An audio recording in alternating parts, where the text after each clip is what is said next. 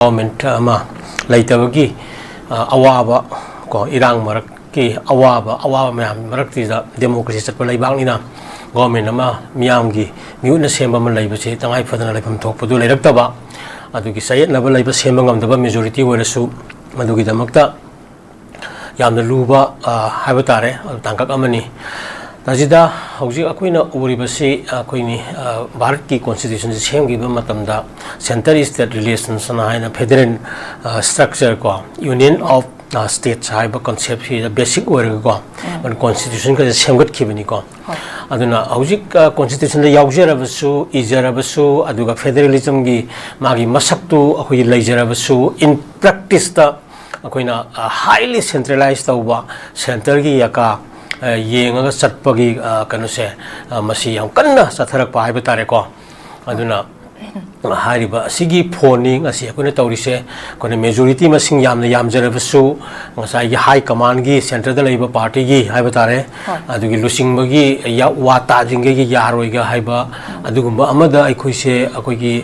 laiming logi ba haiba tare ana isana isabasu kathoki ba adunani mayam ngangna re iba सरकार सेमजरब मतमदा सरकार कना कनानो हारा are सक्ता उगदबुदो आदगी पिकन choose तौरकांदा मतम मतम गी माई मागी कनोदी यकांदा पीपल गी अपाम पामदबगी येंगदना लीडर खनबदुगी मसक अमा लाकपदगी नि ngasi अखोइना वारिबसे अदुगा तसेंगना हंगलिबो Wangdi तजिदा सिनिदा मियांगी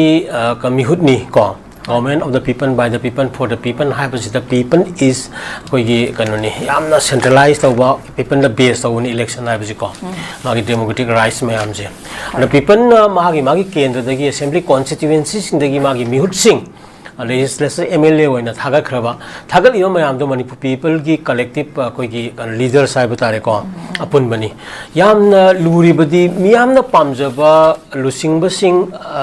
MLA sing aduna amuksu miyamna pamba lusing mama khanna matamda center na ka hena khutingjin base masina khwaidagi soiba kaino amani ko aduga thingjal haliba thingjindana bo hona bagi aduguma guts na quality masagi lebam thokpudo laitabadu aina hana thamningi je si mayam je kaitharak pudagi aikoina ngasigi thodoki thoibani haibani ko aduna people masana khanba MLA singna masagi MLA singa tuna miyang interest singa makoina pamjaba leader ama kedoi khanba ngamdribano ngamandribano haiba kai question je masida democracy je fail ore haibani ko anyway sigi wafam je thamakanda hojik haijannare mayam mathang mamang dasu mateng yamna haijannabagi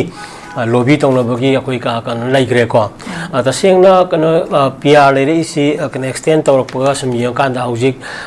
December February swaida amuk loire ko sigi mamang sarkar semagi lekai tahodragadi 2027 election amuk laksel eko aduna sida another kanoni PR gi matam laiki taragadi kasai BJP de lairiba akanu kai trust deficit asi akoi pick up tobu yararoi ko aduna vote yam sauna akaiba lakpanina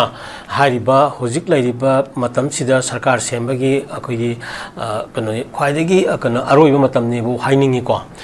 masida semogdaba taragadi akoina people da laiba thajabase people na thangdaba thajabase koi phangaroi haibani maramdi akoi hanadagi kano thajabase center di pura manga la eko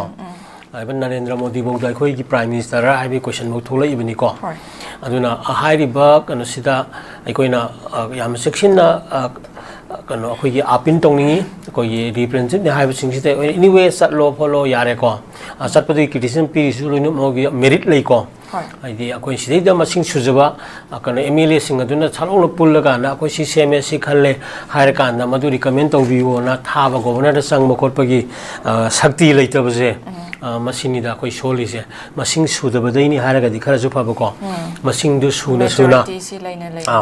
majority akana ju laina ngasai ki kana leader khanba ngamjadaba adagi ngamena khallaga ju center gi yaka akoi permission ngai bagi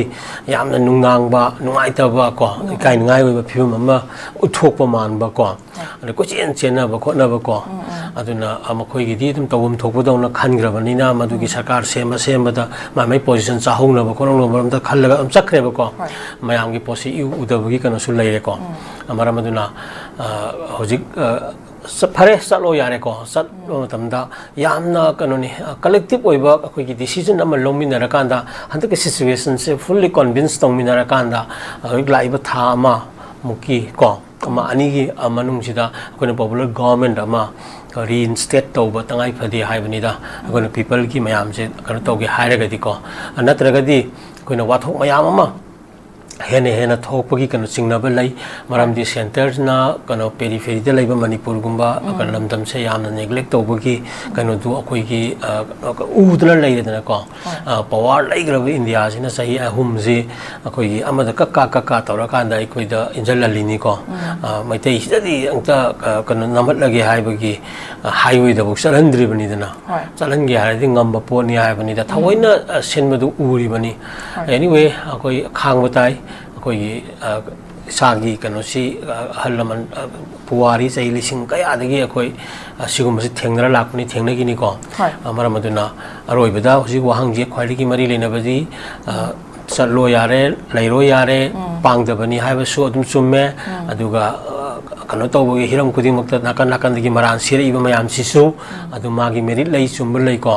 तौबददि पोलोय फरगा पुनमक फै हाइबा अखोइगी हाइनबसु लैको मरमदुना हुजि पोलोयगी मतमदु लाए हुजि चटलिबा खोंगचत अदक चटमिनरि मयाम सिंगसे यामना कितंग खंदरगा लैबाक मियामगी खल्लकांदा तसेंगना popular government अमा अखोइगी को लैबा ngamnabadu hona haningi aduga miyaamgi tamga thabak tongningi samana thamge ko hoi thagat jere oja